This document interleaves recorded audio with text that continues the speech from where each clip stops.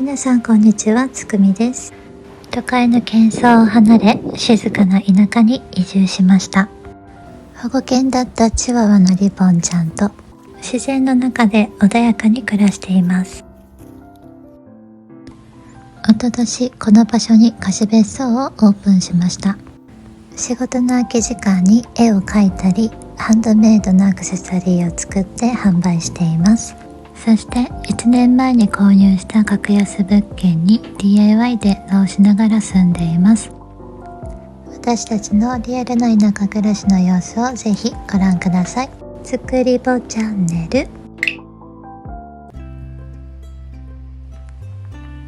雪が溶けて春の気配を感じ始めた頃、私たちはいつもと変わらずまったりとした毎日を送っています。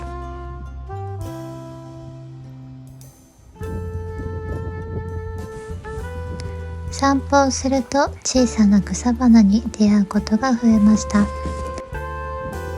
やっと花をめでる季節になったので、これからはたくさんお花の映像をお届けできそうです。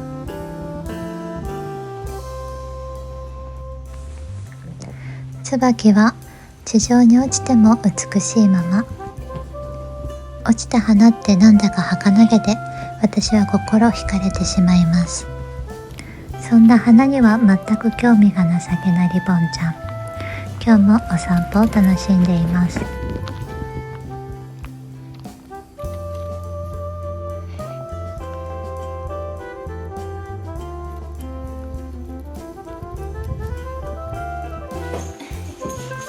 家に帰ってきました。この玄関に置いてある大きな額縁、実は鏡なんです。私が入っているコミュニティ DIY DAO のメンバーさんが額縁をたくさんくださいました。その中の一つがこの鏡。除菌スプレーとペットシートを使って拭いていっています。一見曇っていて額縁に見えたのですが、拭くとこんなにも綺麗な鏡に大変身しました。こんなに素敵な鏡をいただいてしまって本当に良かったのでしょうか。でもおかげさまで毎日鏡を見るのが楽しくなりそうです。それはリボンちゃんも同じようで、やっぱり鏡が気になる様子。女の子だもんね。散歩に行ったところなのにまた散歩に行きたがっているリボンちゃん。本当にお散歩が大好きなようです。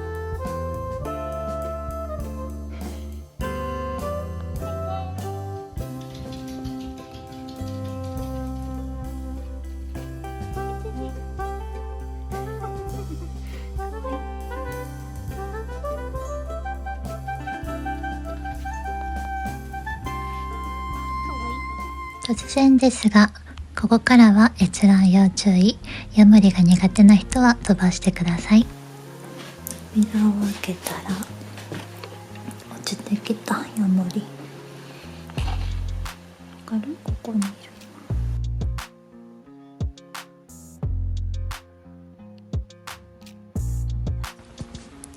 どうにか外に逃がしてあげようと思ったのですが、トングで体を掴んだ際に尻尾を切ってしまいました。まさかこんな簡単に切れるだなんて。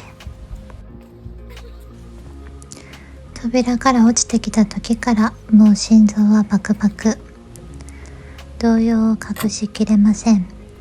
というか少しパニックです。切れてしまった尻尾ですが、しばらくすると生えてくるらしいので少しほっとしました。この中に仲間がいるので、そこで安全に暮らしてくれたらと思ったのですが、全然中に入ってくれそうにありません。家の中に戻ってきました。まだいる気がする。私の直感がそう言っています。案の定この裏に一匹隠れていました。同じようにトングで掴んで外の同じ場所に離したのですが、今度は撮影していなかったのですが、トングで挟んで連れて行く際にピギャーと泣いてかなり驚きました。無事にヤモリは外に逃がせたので、ここからは掃除を開始します。掃除って見てても楽しくないかなと思うので、私の小話に付き合ってもらえたらと思うのですが、もうつまんないと思ったら躊躇なく飛ばしてもらえたらと思います。毎回動画の最後の方には私が描いている作品、絵をお見せしています。もしよかったらそちらも見ていってもらえたら嬉しいです。ちなみにこの和室をどうするかというと、畳の下をきれいに掃除した後で畳を一旦戻して、そしてなんちゃってクッションフロア化しようと思っています。でもその前に棚の中とかも全部掃除していきたいと思います。なんちゃってフローリングかって何って思ったかもしれませんが、本当はこの和室、畳を全部取っ払って根倒してスタイルを引いてクッションフロアを貼ろうと思っていました。しかし今はあまりお金がないので、とりあえず畳を戻してその上にクッションフロアを敷くことでしばらく過ごそうと思っています。お金に余裕ができたらきちんとフローリング化するのではなく、まずはトイレを直すことにお金は使いたいと思います。田舎に移住して、そして格安中古物件を買って DIY で直しながら暮らす、その生活のリアルな感じはこんな感じ。働きながら、そして DIY しながら暮らすというのは意外と簡単なことではないのかもしれません。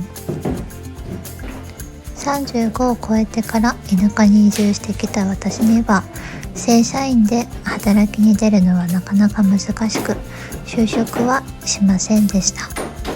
そして私が稼ぐために選んだ仕事は、今まで京都でやっていたのと同じ旅館業。田舎での旅館業は街中での旅館業とは勝手が違って、予約の入り方が全然違います。主に週末しか予約は入らないのですが、最近では競合施設もたくさん増えて、少し不安な日々を送っています。 DIY も仕事も手探りで試行錯誤の日々が続いています。そして翌日、掃除をすることにしました。今日は徹底的に拭き掃除まで行って、この場所を安全に心地よく使えるようにしようと思います。まずは掃き掃除。こんな感じでヤモリや虫の糞がたくさん落ちています。汚い。放っておくと絶対体に悪そうなので、徹底的に掃き掃除、拭き掃除を今日はしようと思います。そして最終的には除菌スプレーを至るところに振って、少しでもきれいにしたい。普段は掃除そんなにまめにする方ではないのですが、やる気スイッチが入ったら徹底的に掃除できるタイプです。やる気スイッチがなかなか入れれないんですけどね。ところであれは何でしょうか。電気の配線かな？合ってますか？ちょっと手が届かなくてあこまでは確認ができません。そして天井、何やら音がするのですが、砂のような石ころのような音が叩くと聞こえてきます。この上には一体何があるのでしょうか。そしてあちらに見えるのは神棚。もちろん神棚の上もヤモリや虫の糞がいっぱいです。この家を買って一番最初に掃除した時には、この部屋にはカメムシとテントウムシが大量にいたんですよね。あったかいからなんでしょうか。冬を越すために入ってきたようなのですが、本当に虫が苦手な私にとっては地獄のような光景でした。では拭き掃除を始めます。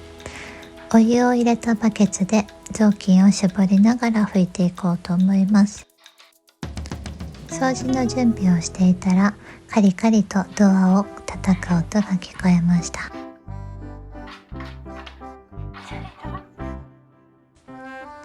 一生懸命出てきたリボンちゃん、可愛すぎる。でも今は掃除中で汚いから部屋の中に入って待っててね。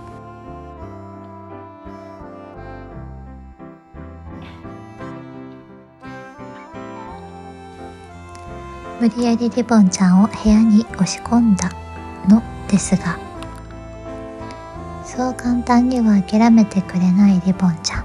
キッチンの方から洗面所に回り込んで出てきました。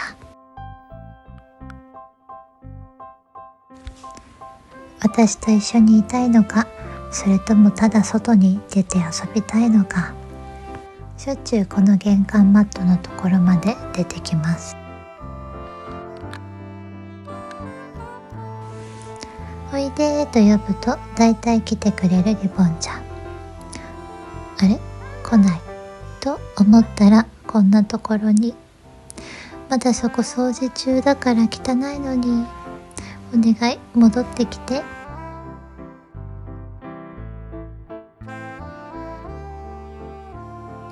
きょとん顔でこっちを見ているリボンちゃん。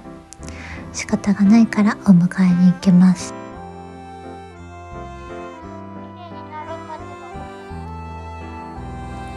お手手をきれいにしてからリビングに戻します。それでは拭き掃除を開始しましょう。畳も拭きたいのですが、最後にして上から順番に拭いていきます。黒いバケツなので水が黒く見えますが、さっきお湯を入れてきたところです。まずはこの中から。ここはポールがついていて洋服がかけられるようになっています。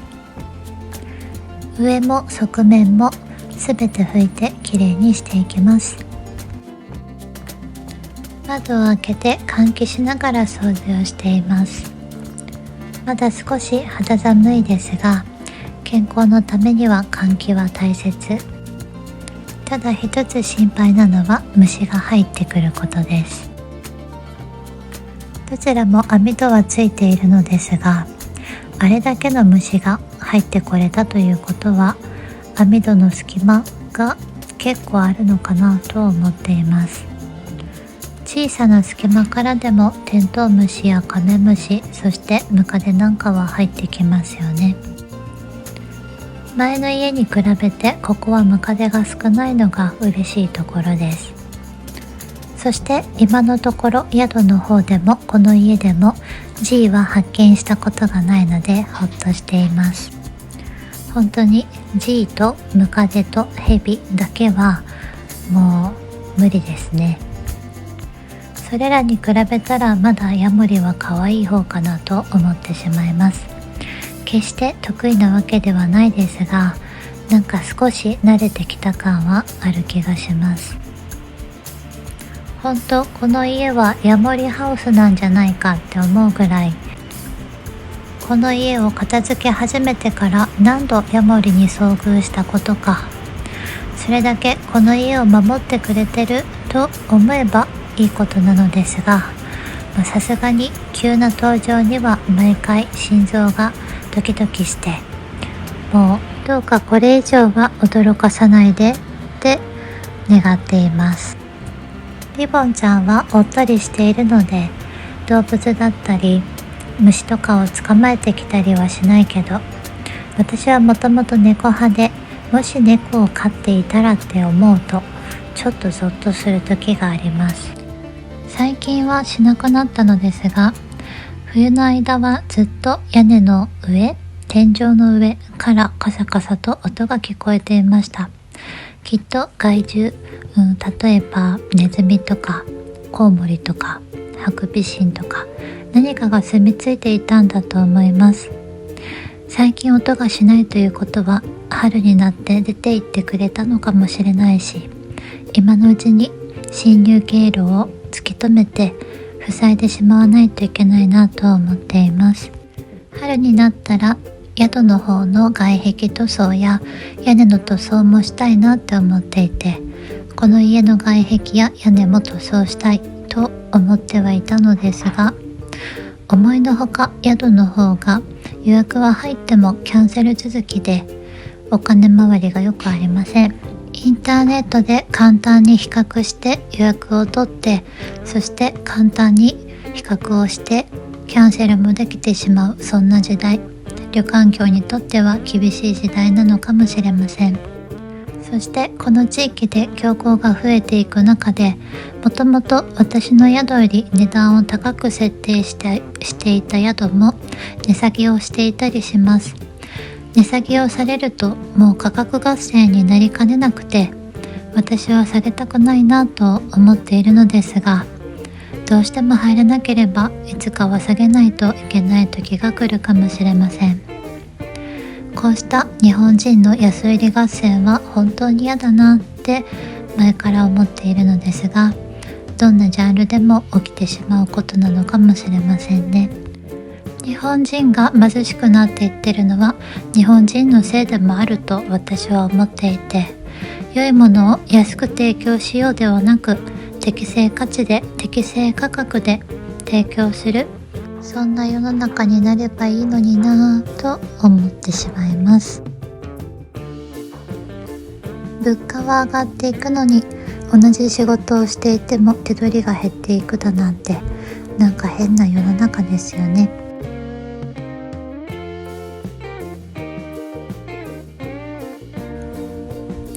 どうにか生き残っていくためにはインバウンドで頑張るしかないのかなと最近は感じています。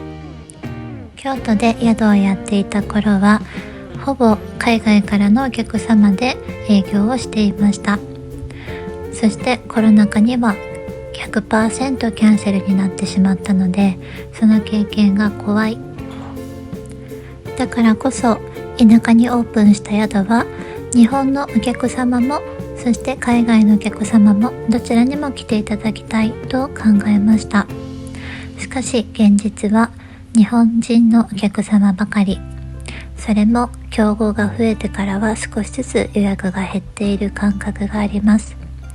最近立て続けに海外からのお客様が来られたので、これは方向転換するのにはいい時期なのかもしれないと感じています。宿を始めるにあたり融資を受けています。10年間の返済で残りあと8年ぐらい。どうやってでも生き残れるように頑張ろうと思います。話は変わりますが、和室に似合うような照明を取り付けました。明かりがあるってやっぱりいいですね。一気に場の雰囲気が良くなった気がします。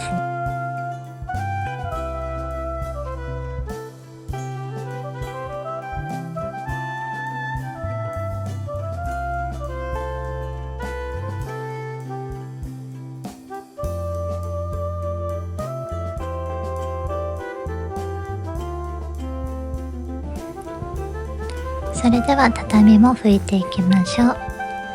部屋が少しずつ綺麗になってきたことで、なんだか空気も良くなってきた、そんな気がします。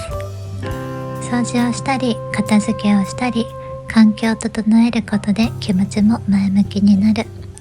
だからやっぱり掃除って大切なんですね。冬の間物置のようにしていたこの和室、今はその荷物が廊下にどさっと広がっています。廊下もきれいに片付けて、玄関からいい気を呼び込みたいと思います。風水って興味ありますか？私はそんなに詳しくはないんですけど、インテリアを考える際にたまに調べて参考にすることがあります。例えば家具の配置や壁紙の色、あとは鏡の位置なんかも気にするようにしています。早くこの家をおしゃれに完成させて皆様にお披露目できたらいいなと思いながらも1年以上が経ってしまっています。マイペースすぎてごめんなさい。コメント返すのも遅くてごめんなさい。でもちゃんと読んでますし励まされています。いつもありがとうございます。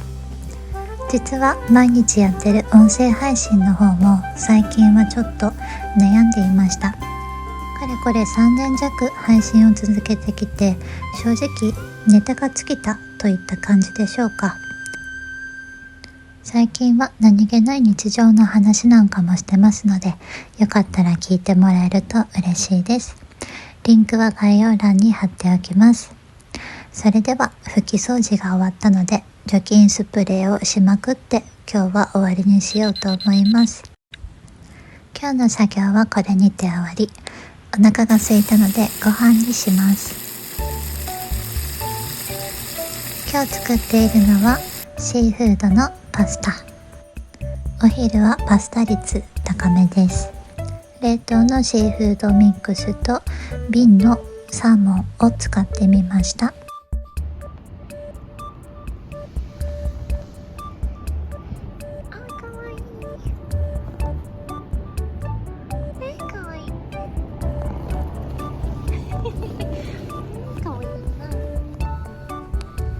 いつもリボンちゃんはブルブルっとした後でヨロヨロってよろけるのがすごく可愛いです。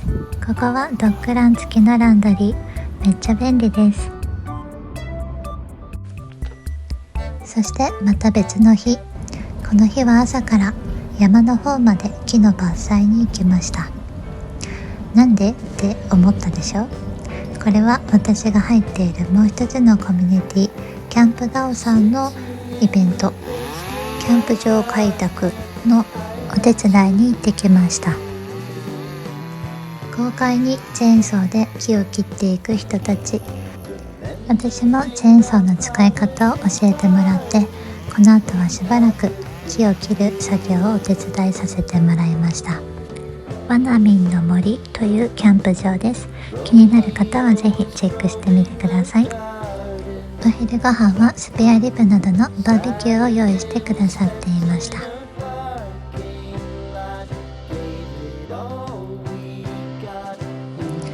私は日帰りしたのですが、キャンプされる方も数名いらっしゃいました。帰りにお腹が空いたのでラーメンをいただきました。そしてまたいつも通りの日常を過ごしています。お出かけは好きだけど、なんだかんだで私はやっぱり田舎が好きで、こういう平和な毎日がとっても幸せです。リボンちゃんと過ごす何気ない日々、私にとっては毎日が宝物。散歩して絵を描いてご飯を食べて、そんな毎日が末永く続くことを心から祈っています。ではここからは私が描いた絵を少しご覧ください。ガラスペンを使った絵を少し描きました。そしてこちらは鉛筆画。いつか個展をするのを目標に、最近はテーマを決めて描き進めていっています。いつか個展で皆様にお会いできるのを心から願っています。今回の動画はここまで。最後にお知らせです。ウェブショップハンドメイドアクセサリー屋さん始めました。そして音声配信毎日やってます。 LINE スタンプも販売中です。ぜひ概要欄もご覧ください。最後までご視聴いただき本当にありがとうございました。